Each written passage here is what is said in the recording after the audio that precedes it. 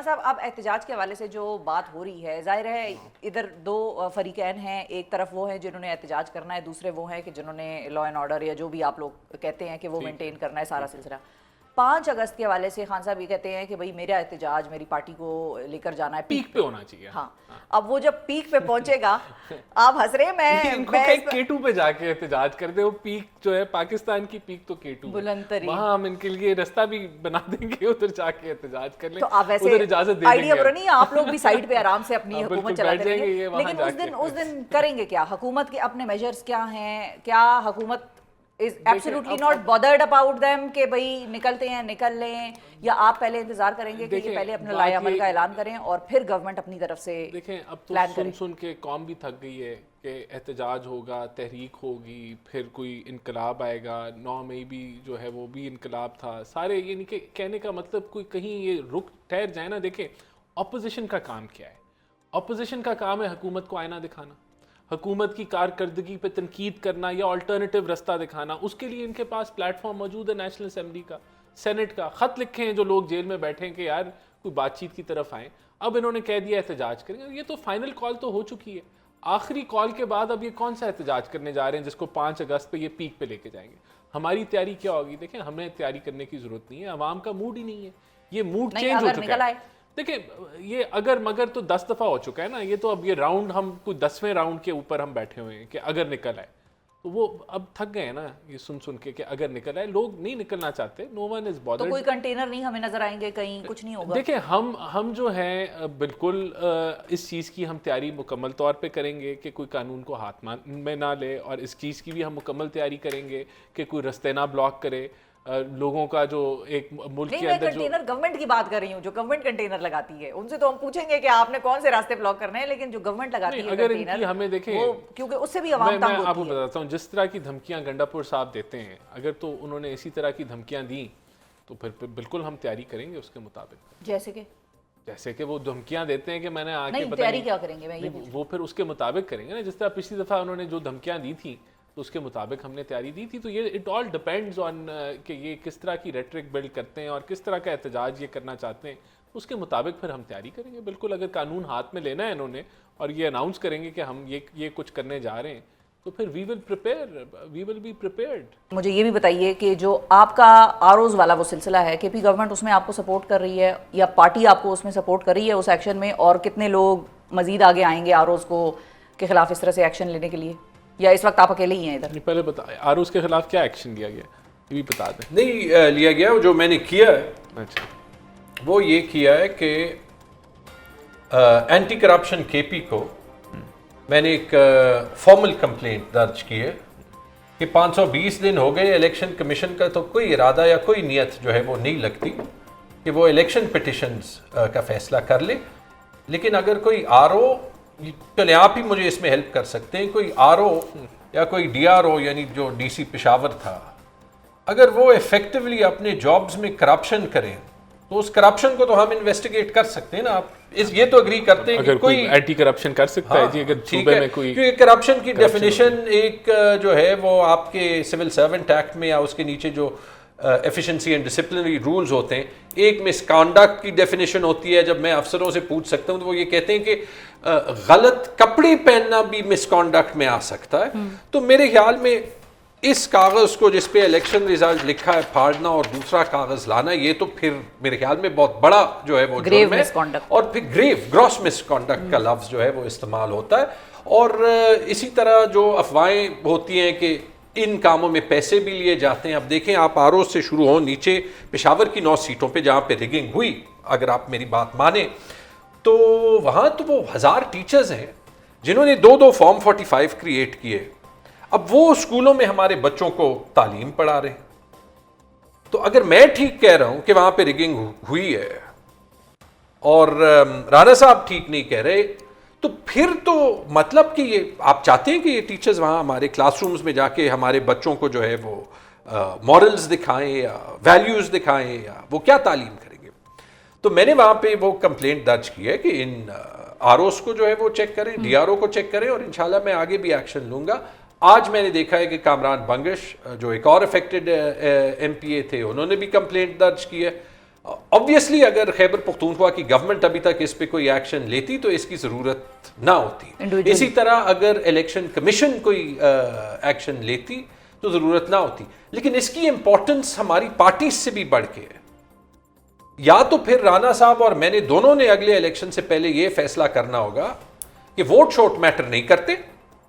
हमें ये लगा कि आरओ कौन है, डीआरओ कौन है, वो किसकी इन्फ्लुएंस में है, जाके वहां पे बोली लगाएंगे, राना साहब ज्यादा पैसे देंगे या मैं ज्यादा पैसे दूंगा, या राना साहब ज्यादा जो है वो काबिले मेरी उर्दू इतनी कमजोर है, काबिल कबूल है, हाँ वो मंजूर नजर है, अच्छा, मंजूर नजर राइट, या फिर मैं ज्यादा मंजूर नजर हूं। अगर हमने ये सियासत नहीं करनी तो फिर मेरे ख्याल में वो इन्वेस्टिगेशन जरूर वहां पे होनी चाहिए। पार्टी इस पे जितना बोले या ना बोले, हुकूमत इस पे एक्शन ले या ना ले, वफाकी हुकूमत रुकावट हो, इलेक्शन कमीशन रुकावट हो, ये सब कुछ छोड़े। दो बातें गवर्नमेंट अगर दरमियान में नहीं सपोर्ट करती या गवर्नमेंट दरमियान में नहीं आई तो वो ज्यादा अच्छा है, सिटीजन आपके लिए वो ज्यादा बेहतर है, क्योंकि अदरवाइज उस पे इल्जाम ये लगेंगे कि गवर्नमेंट की सपोर्ट से आपने अपने मनपसंद फैसले हासिल करवाए। तो अच्छा है कि वो ball is in the court of the anti corruption department in the Khyber Pakhtunkhwa government. Imran Khan ने 3 बार कहा है कि ये इंक्वायरी करा दे, वफाक में ये इंक्वायरी जो है वो होनी चाहिए। कौन चाह सकता है कल तो ये हुकूमत में नहीं होंगे, चले कल नहीं परसों हुकूमत में नहीं होंगे, परसों नहीं तरसों हुकूमत में ये नहीं होंगे। अगर ये कल्चर रहा फिर मैं भी इन अफसरों को ये कह सकूंगा कि यार कल आपने राना एहसान साहब के लिए रिगिंग की थी, आज मेरे लिए कर दें। तो अगर हमने ऐसे पाकिस्तान चलाना है फिर जो है वो आगे वाकई सिलसिला बहुत बुरा होगा। राना साहब फाइनली ये भी बताइए कि ये चमगोइयाँ जो चल रही थी सदर साहब के इस्तीफे वाली, जिस पे बाकायदा तौर पे आज मोहसिन नकवी साहब को खुद ट्वीट करके नाम लिखना पड़ा कि भाई आर्मी चीफ साहब का ऐसा कोई ख्याल नहीं है और उनको कोई ऐसी ख्वाहिश नहीं है। नबील कबूल साहब से जब मैंने ये सवाल पूछा तो इन्होंने कहा ये चमगोइयाँ, ये रूमर मिल्स पीएम ऑफिस से उड़ी हैं, ये रूमर्स पीएम ऑफिस से उड़े हैं, वहाँ पर कोई रूमर मिल लगी हुई है, ऐसा क्यों? नहीं देखें, पहले तो नबील कबूल साहब ने जो इन्फॉर्मेशन दी वो बिल्कुल गलत है। कोई रूमर मिल्स पीएम ऑफिस से ऐसे नहीं उड़े, ये बिल्कुल गलत खबर थी from the start. Social media या जरदारी साहब का इस्तीफा आने लगा है और प्रेसिडेंट रिप्लेस होने लगे हैं या कोई और चीफ बनने लगे हैं प्रेसिडेंट, ये सारी खबरें जो हैं ये मिस इन्फॉर्मेशन या डिसइन्फॉर्मेशन थी और इसको हम लोग भी डिनाई करते रहे। आज मोहसिन नकवी साहब ने भी डिनाई कर दी, तो मेरे ख्याल से we should conclude it because ये टोटली एक फैब्रिकेटेड हवाई खबर थी जो फैल रही थी और ऑपरेटिव वर्ड है, मोहसिन नकवी ने डिनाई कर दी तो बस मामला बाकी खत्म हो गया। नहीं वो हम भी कर रहे थे, आप नहीं मान रहे थे, आज मोहसिन नकवी ने कर दी तो आपने उसको सवाल नहीं, आपने उसका सवाल बना दिया तो मैं जवाब दे रहा हूँ उनकी मान ले, हमारी नहीं मानेंगे तो उनकी मान ले। एक्चुअली पाकिस्तान के मंजरनामे में राना साहब, तैमूर साहब, पाकिस्तान के मंजरनामे में वो कहा जाता है कि where there is smoke there is fire. नहीं मसला ये पाकिस्तानी मंजरनामे में वैसी स्मोक हर वक्त ही रहती है, तो इसलिए जो है वो स्मोक ढूंढना भी बड़ी मुश्किल है। अच्छा, आप लोगों को स्मोक और स्मोक के अलावा डायरेक्शन नजर आ जाएगी 5 अगस्त को जब एहतजाज कर रहे होंगे? क्विकली बताइएगा राना साहब के उस एहतजाज कभी खत्म तो नहीं हुआ ना, लोगों के आज भी एहतजाज में झगड़ा साहब, आज भी एहतजाज में इधर आए। मैं तो लगता है सबके खिलाफ एहतजाज में, एहतजाज जिंदगी एहतजाज बन चुका ना। जो राना साहब ने बात की कि लोगों के निकलने का मसला नहीं है, हाँ लोगों को ये लोगों को ये आई अंडरस्टैंड कि आप लोग यूर स्टिल, मतलब जिसको कहते हैं ना कि अभी भी उस फेज से निकल रहे हैं 26 नवंबर वाला। हाँ मैं वही कह रहा था, लोगों को ये डर जरूर हो सकता है कि क्या स्टेट रियासत जो है वो यूज ऑफ फोर्स करके फिर ये कहेगी कि मैंने तो गोली नहीं मारी। इधर एक लाइन बोलना चाहता हूँ अगर इजाजत दे दें झगड़ा साहब जी। अच्छा, वो शेर आए शेर आला वाली कहानी तो सुनी होगी ना, उसमें तीसरी दफा वो फिर लोग नहीं एतबार करते। ये तो जो कहता है शेर आया उसके पीछे जो है वो ये बात तो ये 17वीं बारी पे आ चुके हैं ना, तो ये नहीं कि तीसरी बारी नहीं है अब तो, ये इट इज ये ऐसी रेट्रिक है जो सुन के हम थक चुके। नहीं मैं बता रहा हूँ ना, तो मेरे ख्याल में जब आप 5 अगस्त तक पहुंचेंगे ना तो वो एक पीक होगी। मैं तो सारे सपोर्टर्स को कहूंगा लंबी स्ट्रगल के लिए रेडी रहे। जरूरी नहीं है कि 5 अगस्त को जो है वो कोई डिसाइसिव पीक होगी ऑब्वियसली, लेकिन अगर हमने गिव अप करना है, वो तो यही चाहते हैं कि एक दिन जो है वो जो आखिरी कुछ लोग मैंडेट के बारे में बोल रहे हैं कि वो भी ना बोलें। दूसरी बात मैं ये जरूर कहूंगा कि सिर्फ प्रोटेस्ट कभी जो है वो तहरीक नहीं होती। आपने देखा हमने पार्लियामेंट में टफ टाइम दिया। इसी तरह जब मैं कहता हूं कि खैबर पख्तूनख्वा हुकूमत वो लीगल एक्शंस ले जो उनका हक है, जो केयर टेकर हुकूमत ने जो काम किए हैं, अगर हम वो एक्शंस नहीं लेते तो फिर हम पंजाब में, सिंध में फेडरल लोन ऑफिसर्स को क्या मैसेज देते हैं जिन पे दबाव होता है?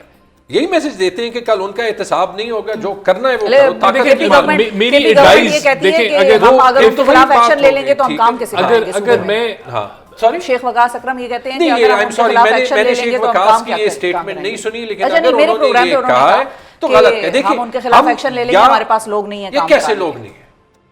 5.5 लाख लोग हैं खैबर पख्तूनख्वा हुकूमत में, 30 लाख से ज्यादा सिविल सर्वेंट्स हैं पूरे पाकिस्तान में। देखिए, हम कैसे कह सकते हैं कि इसमें हमें अच्छे लोग नहीं मिलेंगे? हाँ, आप ऊपर से ये पैगाम जरूर दें कि corruption pays, bending to power pays, तो फिर हर बंदा ऐसे करेगा। आप ऐसे ना करें तो शायद ये जो जेलर है, सॉरी लास्ट बात, आप ऐसे ना करें तो शायद इस जेलर पे जितना भी दबाव है ये फिर कानून नहीं तोड़ेगा। ठीक है, अगर मैं पीटीआई में होता तो मैं अपनी जमात वालों को ये मशवरा देता कि ऑपोजिशन के प्लेटफॉर्म्स इस्तेमाल करें, सेनेट में कायमा कमेटीज़ में हुकूमत की परफॉर्मेंस को जांचें, उसको उधर, और लोग उसको अप्रिशिएट करेंगे। लोग ये चीज़ें सुनना चाहते हैं। लोग तंग आ चुके हैं कि भाई ये ऑपोजिशन का काम ही है कि ऑपोजिशन, हम मानते ही किसी चीज़ को नहीं है जब तक वो सड़कें ना ब्लॉक करें, जब तक वो धरने ना दें। ये वक्त गुजर चुका है, इनसे ना हुकूमत हिलती है ना हुकूमत को कोई फ़र्क पड़ता है। कितनी आपने अब जो है वो धरने या इस तरह की मूवमेंट से जो है कोई हुकूमतें गिरी हैं या कुछ चीज़ें चेंज हुई हैं, ये सिर्फ न्यूसेंस वैल्यू है। ऑपोजिशन का काम है कि हुकूमत को आईना दिखाए, ऑपोजिशन के प्लेटफॉर्म्स इस्तेमाल करें, नेशनल असम्बली, सेनेट, आपकी नेशनल असम्बली की कमेटीज़, वहाँ आप परफॉर्मेंस पे बात करें, मुल्की एजेंडों पे बात करें, वो वहाँ ये 0/0 है। तो ये देखें, ये this is not going to, मैं इसलिए मैं आपको कह रहा हूँ कि नथिंग, ये जो ये करने जा रहे हैं इससे कोई फ़र्क नहीं पड़ने वाला, हमें कोई फिक्र नहीं है। ये सलमान लाए, कासिम लाए और कुछ 4 बंदे ले आए, कुछ नहीं होने लगा। 5 अगस्त को अगर इनकी बिहेवियर रही तो मरियम इस्तान कंटेनर इस्तान एक दिन के लिए जरूर बन जाएगा।